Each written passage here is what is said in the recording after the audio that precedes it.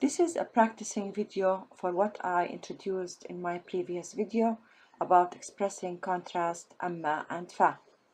So in this video I will do the first example with you, then I will allow you to practice by yourself. رقم 1. تسكن معها في بيت. أختها تسكن في شقة. This is how we do it. The first thing we will look at it, we have a verb, so we can prefix fa to the verb. We will say تسكن معها في شقة أما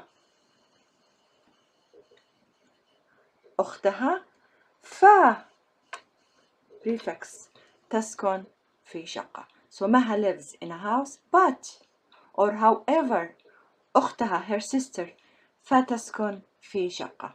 She lives in apartment. So now I want you to finish number 2 and 3 and 4 by yourself. In my next video I will provide you with the correct answers. Try to read it by yourself, translate, and use Amma and Fa. Good luck.